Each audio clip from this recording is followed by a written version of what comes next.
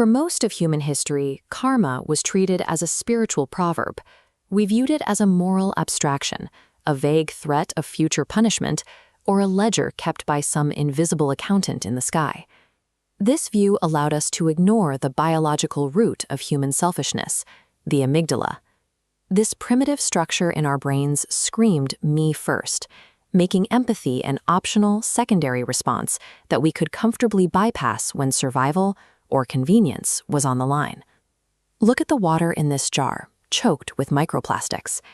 Because the consequences of our actions didn't hit our nervous systems immediately, we could look at the environment, extract its resources, and leave our waste behind without feeling a thing.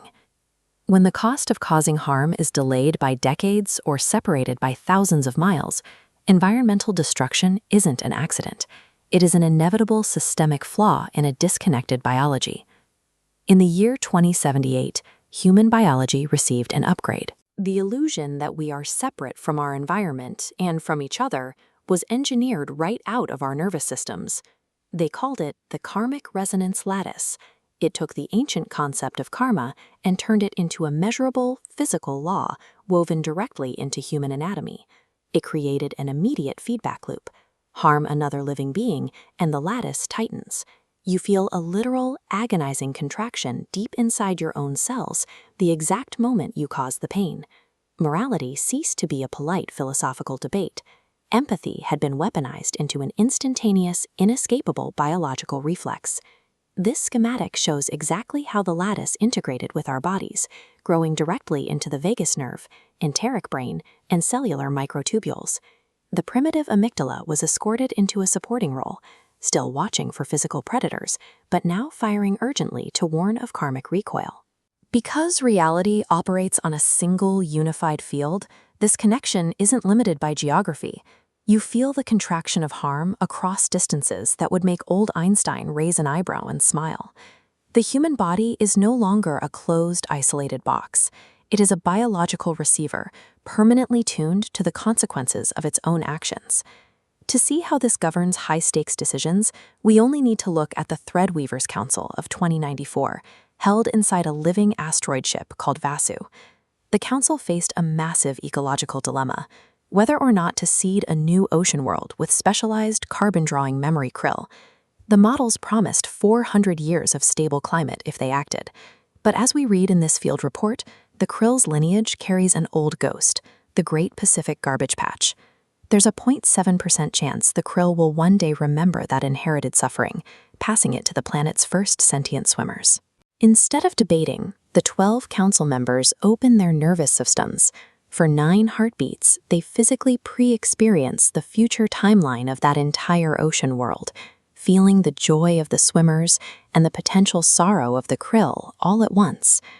When the psychic weather cleared, the shared awareness produced a quantified karmic score of positive 0.0003. The thread stayed golden, and they sowed the ocean. Planetary engineering on this scale is safe because it is guided by leaders who are biologically forced to suffer the consequences of their designs before those designs ever become reality. The lattice mandate dictates the very timeline of an individual life. Longevity treatments are biologically hard-coded to activate only for those whose cumulative resonance stays above a functional threshold. Because the system maintains impeccable bookkeeping across every crystalline microtubule, even the end of a biological cycle offers no reset. A snarled lattice ensures the next body arrives with a slight limp in the soul. It also changed how physical labor is valued. Deep underground on Mars, karma yogis maintain the massive atmospheric processors, not as a chore, but as an act of absolute devotion. This influence reaches into the mechanics of the vacuum itself. Since the lattice is a single field that doesn't stop at the skin, unresolved karmic tension physically vibrates through the local system. Near Saturn, musicians act as navigators, resolving these dissonant chords so the field stabilizes enough for ships to safely fold space. Keeping a clear moral ledger is no longer an act of piety. It is the fuel, the ultimate safety mechanism, and the foundational currency of an interstellar economy. By 2094, this inner reality became visible on the outside. People wear faint, moving mandalas on their skin, real-time, unforgettable weather reports of every soul they have ever touched. The citizens of this era are not saints.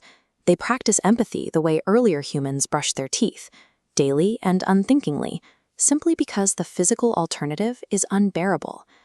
As this ancient text from the Brihadaranyaka Upanishad shows, we've known the rule for millennia. As one does and as one behaves, so one becomes. The ancient philosophers didn't need to conquer the future. They just had to wait for our society to catch up to their physics.